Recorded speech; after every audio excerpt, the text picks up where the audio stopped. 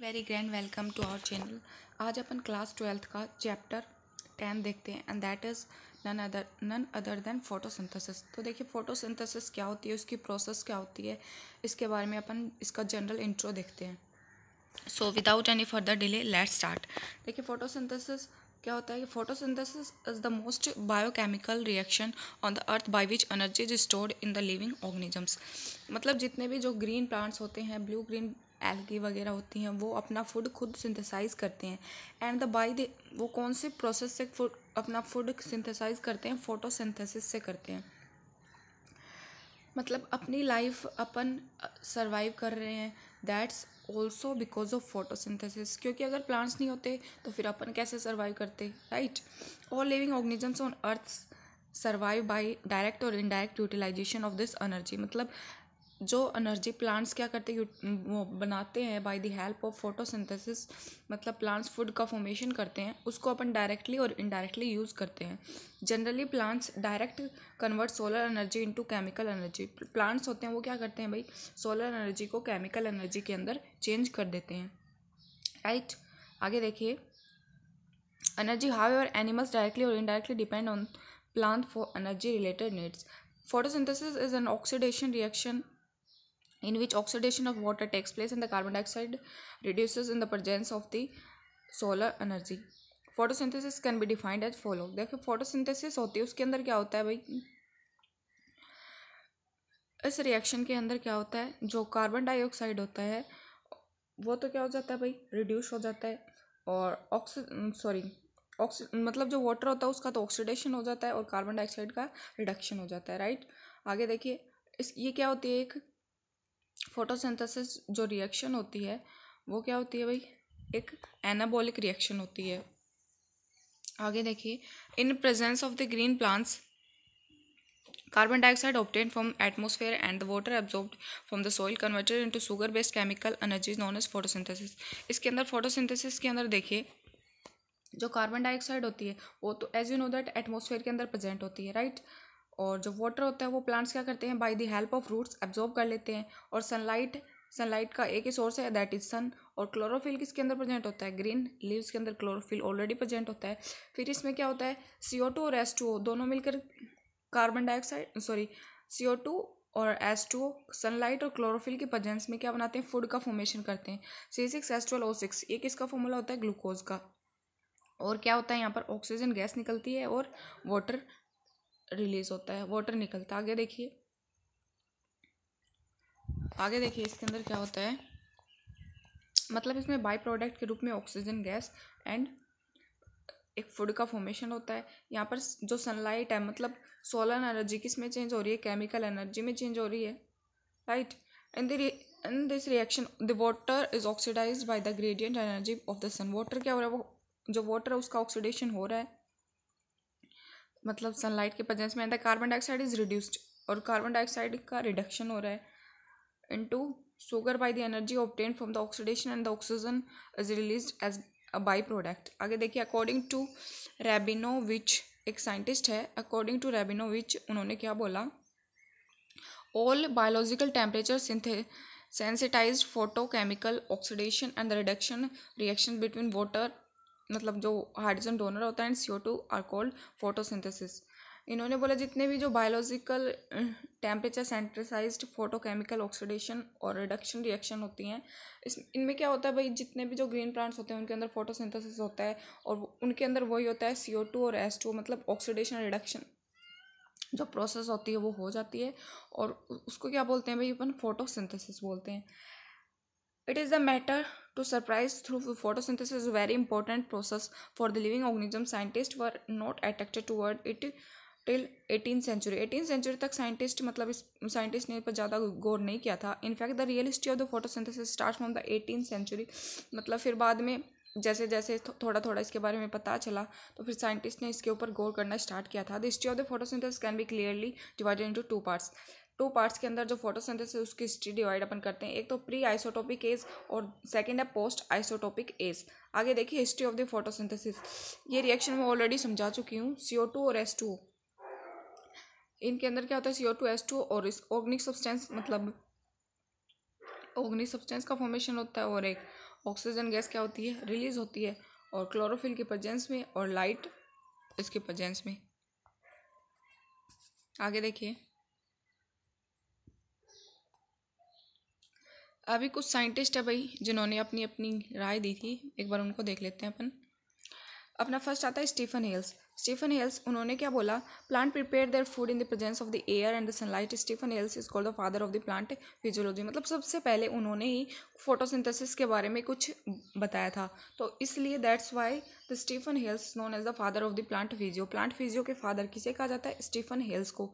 उन्होंने 1727 के अंदर बताया दैट जो प्लांट्स होते हैं वो अपना फूड मतलब खुद सिंथेसाइज करते, किसके प्रेजेंस में करेंगे भाई, एयर और सनलाइट की। मतलब एक करेक्ट डेफिनेशन तो नहीं थी, but they contribute so much efforts, मतलब उन्होंने कंट्रीब्यूट किया था फोटोसिंथेसिस को समझाने के लिए। फिर आया था अपना जोसेफ प्रिस्टले 1772 में। उन्होंने क्या बताया, plant purify the atmosphere and release oxygen during photosynthesis. वो यहाँ तक पहुँच गए थे कि जो प्लांट होते हैं वो एटमोसफेयर को प्योरीफाई करते हैं और ऑक्सीजन गैस को रिलीज करते हैं फोटोसिंथेसिस के थ्रू। ये भी एकदम करेक्ट डेफिनेशन नहीं थी फोटोसिंथेसिस की।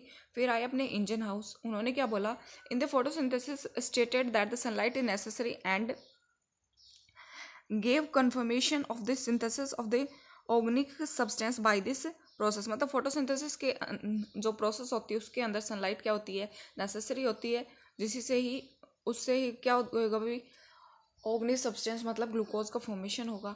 फिर आपने आए जीन सेनेबियर 1782 में, और डी सोसर आए 1804 के अंदर। उन्होंने बोला, they stated that carbon dioxide is necessary for the photosynthesis. Ingenhousz ने तो क्या बोला, सनलाइट नेसेसरी होती है, और इन्होंने सेनेबियर और डी सोसर ने क्या बोला, कार्बन डाइऑक्साइड नेसेसरी होती है फोटोसिंथेसिस के लिए। और अब आए अपने जे.आर. मेयर 1845 के अंदर। उन्होंने क्या बोला, green plants convert light energy into chemical energy. उन्होंने बोला जो ग्रीन प्लांट्स होते हैं वो लाइट एनर्जी को केमिकल एनर्जी के अंदर चेंज कर देते हैं। फिर आया ब्लैकमैन ने क्या बोला भाई, in photosynthesis two types of the reaction that is photochemical and the photochemical reaction takes place which is known as the light reactions and the dark reaction respectively. इसके अंदर क्या होता है, टू टाइप ऑफ रिएक्शन होती हैं, light reaction and dark reaction होती हैं। Light reaction और डार्क रिएक्शन के बारे में बताया था एफ ब्लैकमैन ने 1905 के अंदर। उन्होंने और क्या बोला, he also postulated the law of the limiting factors. उन्होंने लिमिटिंग फैक्टर्स है उनके लॉ को भी बताया था। आगे देखिए, अब अपन नेक्स्ट देखते हैं। अब आया अपने सीबी वॉन नील। उन्होंने क्या बोला, नील जी ने बोला, he said that while studying the bacteria photosynthesis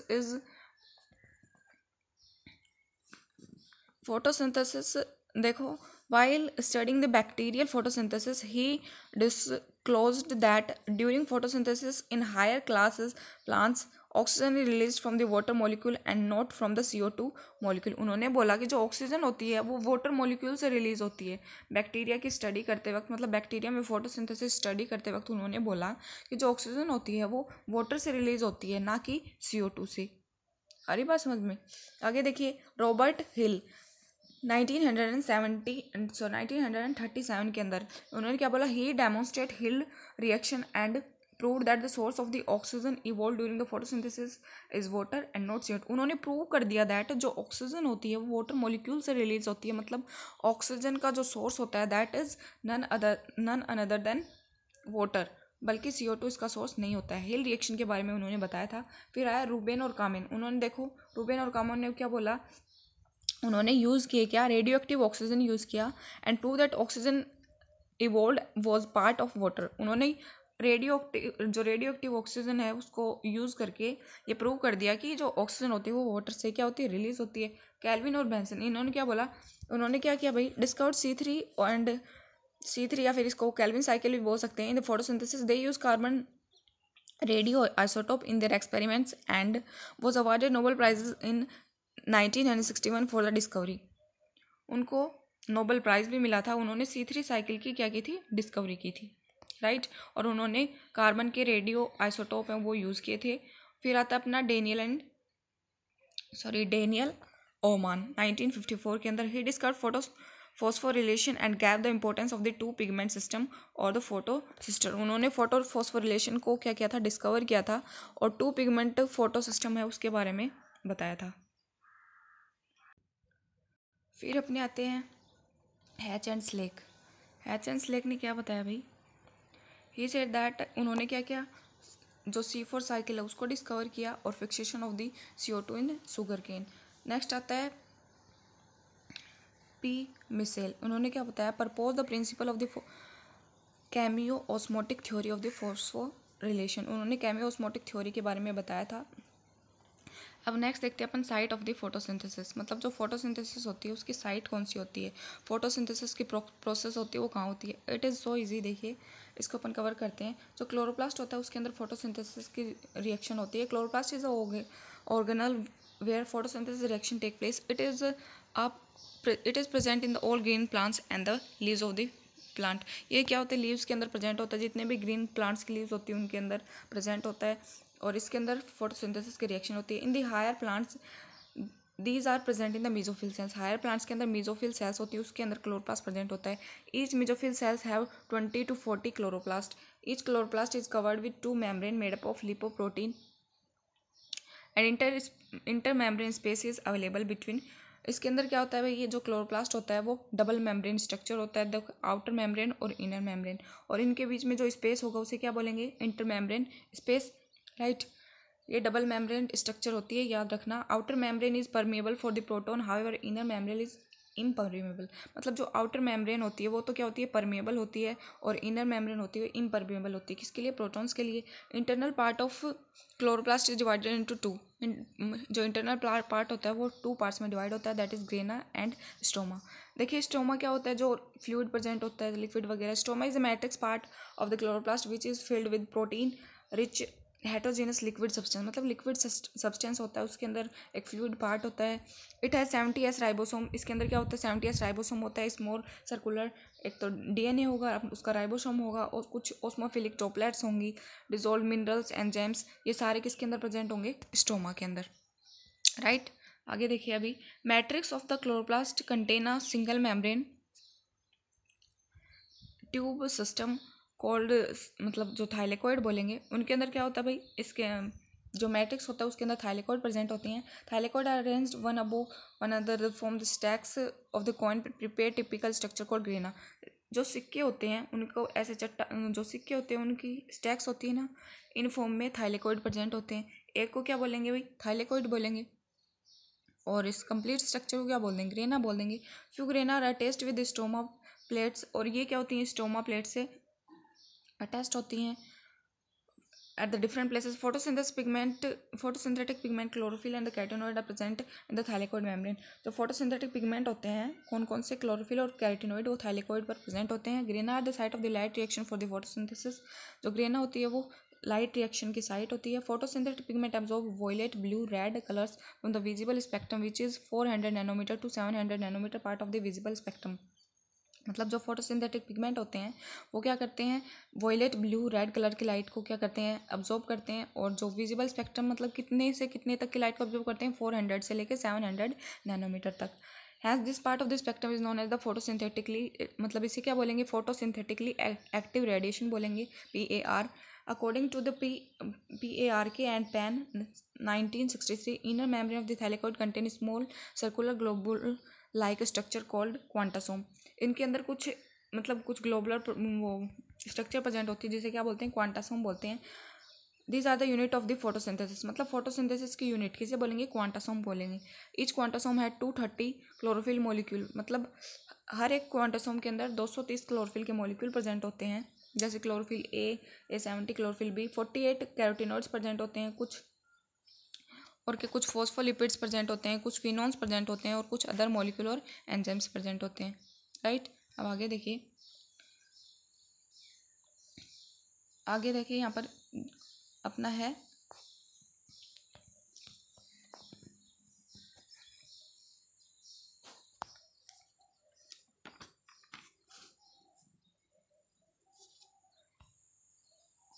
और नेक्स्ट अपन नेक्स्ट क्लास में देखेंगे। Thank you, have a good day.